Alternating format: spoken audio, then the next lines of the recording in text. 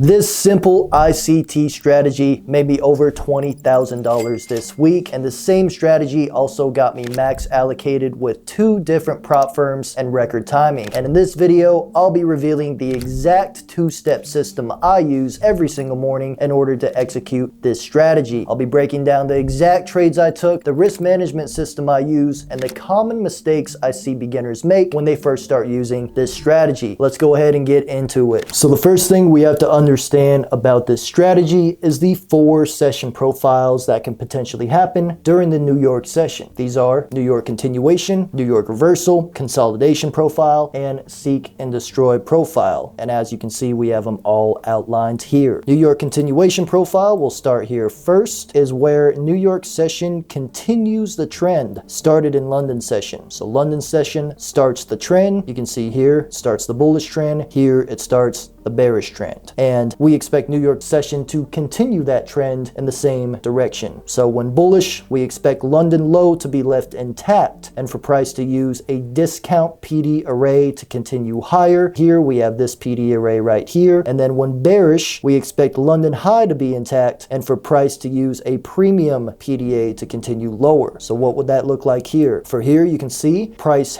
ran bullish in London. We left London low down here. We already took London high. And what do we have in a discount? We have a perfect little point of interest. Price can come down there and then continue buying up in that direction. And the whole point of leaving London low intact is that if we leave this intact, we know that price is still continuing to confirm itself bullish. And then vice versa for bearish, you can see we have a bearish trend through London session. Price comes down and reaches up for that premium point of interest. And from there, you could take your entry and short lower, leaving London high intact, continuing the bearish trend from London session. That is one of the profiles that we look for when we are trading this model. The second one is New York reversal profile. Now, New York reversal profile essentially just does the opposite as New York continuation. The trend started in London is reversed on, and we end up targeting the opposing liquidity. So what does that look like? You can see here, we're coming down, coming down, coming down, and this usually ends up happening from a higher time frame PD array. So you can see here we have higher time frame sell side liquidity. A lot of times there'll be another intraday point of interest right under that level, and a lot of times you'll have London low or London high at that level as well, which just gives you more confirmation for that level. So you can see price would drop down into that higher time frame level. It would then reverse on all this liquidity that we left in London, and then it would take out London high if we're bullish. Same thing if we're bearish. It's going to trend until it hits the higher time frame level. Once it does, it's going to reverse and take out London low on the bearish side. Easy enough. New York session continuation and New York session reversal. Those 2 are the main ones we're going to focus on in terms of days we want to trade. Now, on days where we want to avoid the market, what does that look like and how can we know before we get involved with that session? Well, that's why we have non-trading profiles as well. And in this case, the non-trading profiles for this model are consolidation profile and seek and destroy profile. Consolidation profile, you've probably seen this before, is where price just looks like a barcode. It's just closing side by side candles, has no clear direction or trend, and is being held within a tight range. And this usually happens when you're caught between 2 different opposing PD arrays and it's not moving outside of it. And the reason why this is hard to trade is because by the time it gets down here, you're already close to equilibrium and sells can potentially happen. Same thing when it comes up here. If you're selling off, you don't have very much distance. So most people end up getting chopped around. And even if they do see positions go to profit, they oftentimes get cut very, very prematurely. So consolidation profile you want to avoid. We'll go in the charts and look at some examples of all of these. So don't worry if you're a little confused. Seek and destroy profile. Very similar to consolidation profile. Sometimes they end up happening at the same time. This is where price continuously runs both sides of liquidity, wicking back and forth, but never closing outside the range. And this creates a very confusing environment where there's a lot of false breakouts, a lot of false runs. So you can see it sweeps one side of liquidity, sweeps another, sweeps an internal one, goes to an external one. There's really no way to determine where it's going to go next or when it's going to break out. And both of these scenarios, you just simply have to wait for price to close outside of that range. And if it doesn't happen within your session, that is simply a non-trading day. So now that you understand all 4 of the session profiles. Let's take a deeper look at each of these on the charts. All right, let's take a look at this first example that we've got on the chart here. As you can see, this is right before 9:30 open, and you can see price has already made its way bullish on this last price displacement. Now, the first thing we're going to do when it comes to this model, of course, is label London high and London low. That is the highest high and the lowest low between 2 a.m. and 5 a.m. Eastern. So let's go ahead and locate that right here. Looks like today's London high was up here. It's already been taken. And then today's London low is down here. So you can see we got London high and London low marked. What else do we have? Bullish displacement. And then what else do we have within that bullish displacement? We have a point of interest at a discount level. Several point of interests, actually. The ones that I tend to focus on for this strategy happen to be under the 50% level. That is the best place to find it. So you can see we have a fair value gap right here. See, we also have that consequent encroachment being respected. And then we also have an order block down here. Now, the better discount the level, the better. And then we also have this order block here. So we have 3 different points of interest that price can possibly deliver off of. So this is looking like a pretty opportunistic session. It can either deliver off this order block, this fair value gap, this order block down here. We have about 3 chances before we know if London low is going to get breached or not. And at that point, if it closes past here, then we're probably not going to get continuation. Main point being, we have all of the necessary elements for a London continuation session. This is actually a day I ended up taking a trade, so I'll be diving in and breaking that down right after this. But let's go ahead and navigate to another example here of a session right before 9:30 a.m. What do we have as well? We had London low down here and London high down here. Already got taken. So you can see once again, we are bullish. London low is in a great place to remain intact. London high has already been purged, and we still have some bullish momentum going on here. So you can see the last displacement leg, everything under that 50% level is a discount. So that is where we can tee off on some entries. And just for the sake of this, I'll label out these two. You can see we have a nice 15-minute fair value gap as well as an order block. So this is a perfect setup as well. Price can come down here into the fair value gap or into the order block and then continue higher. And then London low is way down here. So you can even tee off of this order block or this order block if you want to as well. I usually like to get the initial expansion off of 9:30 a.m. So I don't like to sit here too long waiting for it to reach. But when it does reach, you get some pretty massive moves out of the market open. Let's take a look at a bearish example. In this particular example, we had London high up here. Typically, you want to see London high stay intact. But in this example, we actually used London high to sweep and pre-market, and then we displaced and closed lower under that swing low and that swing low. So what did we have there? Market structure shift in the bearish direction. That does give us some extra confluence. If you're ever in that scenario where London high gets taken, well then you know you can go ahead and use a market structure shift or just order flow in general to find bias. Now, from this last displacement leg, this high and this low, we have 50% level. What's in there? A fair value gap. What is above there? An order block. So you can either aim for a potential trade on that fair value gap, or you can aim for a potential trade on that order block. So now price can go ahead and reach up into this fair value gap, up into this order block, and from there it can start to deliver to attack that London low. Now let's go into some examples of when you might want to avoid trading or just use caution before the session. So let's go ahead and go into this one. This session, you can see, what do we have? Candles closing side by side each other. We're creating a barcode. We're not leaving this general environment right here, and price is looking very boxy. So whenever that happens right before your session is starting, it's typically not a good sign, or you just simply want to wait to see what that session does. Sometimes it'll leave the range, sometimes it'll just continue to chop back and forth. But in this scenario, you can see it ends up leaving the range, and there is actually a trade within this that I'll be showing you a little bit later. This is one example where you want to initially use caution going into the session, but once it shows you that it's willing to leave the range, you can go ahead and try to re-engage the markets. Now, let's move to another day. It's just a perfect example of where you just want to avoid trading, turn off the charts, go do some other shit. Here you can see very, very back and forth, even started back and forth all across London session into New York, kind of a little bullish, but no clear, obvious one-sided direction. That's how you can tell, and you can just see by the way the session plays out. It basically just chops you back and forth all throughout 9:30 to 10:15. And then when it finally leaves at 10:15, it does a false run and then reverses through the levels going into afternoon session. So on days like this, you just simply want to avoid it. Even if you do end up winning a trade, a lot of times it's not worth the stress and it's not worth sitting there watching grass grow. Now that you understand the session profiles, what to trade, what to avoid, let's go ahead and jump into some setups, some examples, and I'm going to show you exactly how I place my limit orders, how I find my turtle soup levels every single morning. All right, first example. This was the one we went over for the session profiles. We have this fair value gap, this order block, and then this order block down here. So you might be wondering, do I just set a limit order on every single one of these? And how do I decide which level I actually want to tee off of? How much do I risk? All these questions might be coming up. This is going to be determined by where I most likely see price forming a Judas swing. Now, a Judas swing is when the 9:30 open happens, price swings initially in one direction, making people think it's going to go that way, and then it reverses and the real direction reveals itself. So that's exactly what I'm trying to figure out here. Is it most likely to reverse from this low or this fair value gap consequent encroachment? This has already been used once or twice, and this low is not resting by any other fair value gaps or PD arrays. So if it does end up reaching there, it's most likely to at least touch the order block, and just through experience, I've noticed that the order block mean threshold, the midpoint of it, is the most sensitive. So me personally, that is where I tend to place my limit orders. You're going to have to back test this and go through it yourself to understand exactly what your favorite type of level is, but for me, it is the order block mean thresholds. Now, whenever I set these limits, I do a 10 to 15 point stop. You can see down here, 10 point stop, and I aim for a 1 to 3 R. Now, sometimes I'll leave a runner, aim for higher, but that's just the standard bread and butter. So I'll go ahead and set one right here. And then as a backup level, this is actually what I did on this very day when I was trading. I'll set another limit order at the midpoint of this order block right here. And we'll go ahead and see how this plays out. See the market open. You can see, boom, right away. Look at that precision. We got filled exactly at the mean threshold there, and price ran straight for our TP. We did not even need this backup level. Let's go ahead and drop down to the 1 minute to see what happened here. And probably my favorite part about this strategy is you're either going to lose right away, like it's either going to knife right through your stop loss in less than a minute, or it's going to put you in profit and break even at less than a minute as well. You can see here, it literally goes in less than a tick of drawdown, goes immediately to a 3R in about 2 minutes. Let's go ahead and go over another example here. This was the one that we outlined earlier as well. And you can see we got that fair value gap as well as the order block. And again, I'm just going to simply put my order at the order block mean threshold. A nuance that I forgot to mention on the last example is about risk management. I have my first position on the highest probability level, and then I have my second position as either a backup if the first one fails, or as a secondary level. So I actually use half risk on that position. So let's say I had this one here at the fair value gap at full risk, and then I had another one at the order block mean threshold at half risk. You can also do half risk on this first one, bigger risk on this second one if you believe more in this level, but don't want to get left behind if it decides to trade from this level. So there's a strategic way of doing it based on your experience, based on what works for you. You'll be able to determine ultimately what you want to do with your position sizes. You can also just leave it at a standard risk per position. Let's go ahead and see how this day decides to play out.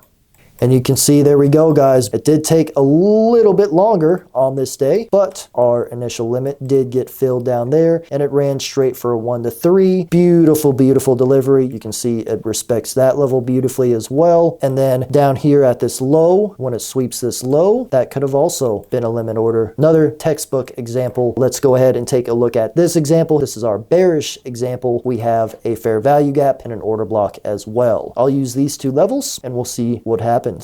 And boom, you can see price did end up ultimately going bullish, but because we started out bearish, we actually ended up catching this move as well. You can see this went directly for a 1 to 3 also. This move would have been canceled, or this order up here would have been canceled after the first move played out, so we don't got to worry about that. But you can see beautiful fill off of that fair value gap consequent encroachment, respects it amazingly, goes straight down for a 1 to 3. What is interesting about this model too is you will start seeing some some other stuff. You can see right down here, what do we have? We have another order block on the bullish side right before we have London low. So it actually ended up evolving from a continuation to another New York continuation. If you drop down to the 1 minute and you put a limit order right here as well, 10-point stop as usual, this position also plays out beautifully. So these things are happening all day, every day, all the time. It's just about determining which levels they're going to happen from, and that's why we read the session profiles. One last example, and then we're going to go ahead and move on here. This example is going to be on a macro called the 10 a.m. macro. Every 4 hours, as we know, a new 4-hour candle opens. At 10 a.m., a new 4-hour candle opens. What you can do in that case is use the power of 3 to get in at either the low of that 4-hour candle or the high of it and catch the expansion of that candle. Now, this does not happen every single day, so you do have to be a little careful when you're doing this. Study it, make sure to practice it first. But you can see we open up NYSE open, we form an order block here on the bullish side, and we open up a 15-minute candle at 9:30, and then we deliver straight off of there. And you can see 10 a.m. we do have a fair value gap. So we reach into that fair value gap on the 15, and then look what also happens on the 4-hour during this time. We actually get a 4-hour order block formed. You can see the 10 a.m. candle opens up here on the 4-hour. Price wicks down, forms that low. Remember the power of 3, forms that low from that order block. What else is there? 15-minute fair value gap, high, and a bullish trending market. We know those like to wick and move, and you can see it does just that. Could have a limit right there on the 4-hour order block slash the high of that fair value gap, and you would have got over a 1 to 9 R in less than 2 minutes. So that's almost 10 times your money in about a minute and a half. Backtest this, try it out for yourself, go over these examples, and go out there and start top ticking and bottom ticking some trades. Thank you so much for watching this video. If you have any questions, be sure to drop them in the comment section below. And if you learned something, be sure to drop a like and subscribe for future content. And if you want to apply to work with me one-on-one, I am opening up a few spots. So you can click the link in the description for that as well. Take care, be blessed,